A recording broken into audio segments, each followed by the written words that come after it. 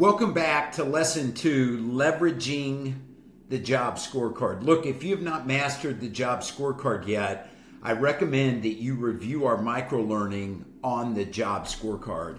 In this session, I'm going to very much just hit the top of the waves on this very important tool.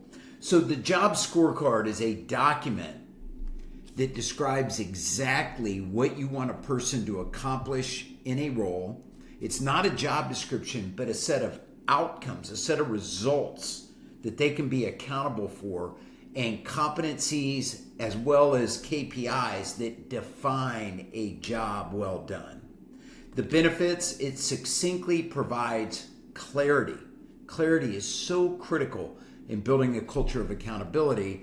It provides clarity about what is most important in the role. Number 2, it outlines activity and learning expectations. And number 3 is this is really the tool for you to master if you want to continuously develop A players. So let me hit the top of the waves real quick. The purpose is an executive summary of the job's core purpose written in plain English. What do you do? Why does it matter? So if I were hiring a VP of sales, or if I were building one for a VP of sales role, I might say double revenue through raving fan clients over the next 3 years. And why is it important? So that we can hit our growth goals. The second section is the functional accountabilities. This is the focus on the results, right? Not the activity that they need to do to get the results, but the results at the end of a month or at the end of a quarter or at the end of the year that define success. So it's what a person needs to accomplish. There's typically 3 to 8 outcomes, and they're ranked in order of importance. So for my VP of sales, this might be 50 million in annual sales. It might be lead a team of A players. It might keep costs in line with your budget. And we have some KPIs around this, like sales, labor efficiency ratio.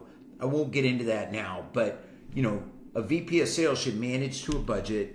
And then number 4, deliver new clients with a customer sat rating of 50 or higher. And the customer sat rating that we most commonly use is called NPS, which stands for Net Promoter Score.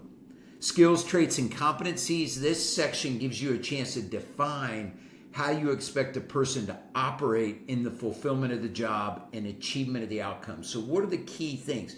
If I'm a VP of sales, I need executive presence. I need to be able to influence. I need to be able to negotiate. These are competencies that you want to hire somebody with these competencies and develop these competencies within them so that they can deliver on the results or the functional accountabilities for the job. KPIs. Now, this section is important. There should be measures on the functional accountabilities above.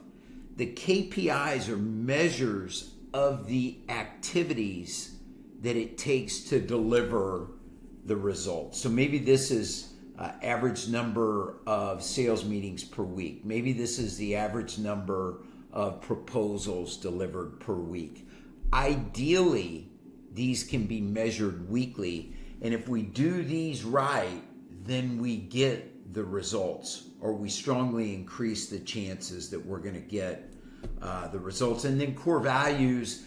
The core values really document the behaviors that define your culture. So again, if you haven't mastered this tool, go to the micro-learning on the job scorecard, go deep, get really good at working with the job scorecard. In our next lesson, lesson number 3, we're going to dive into sourcing strategies. So I look forward to seeing you at the next lesson.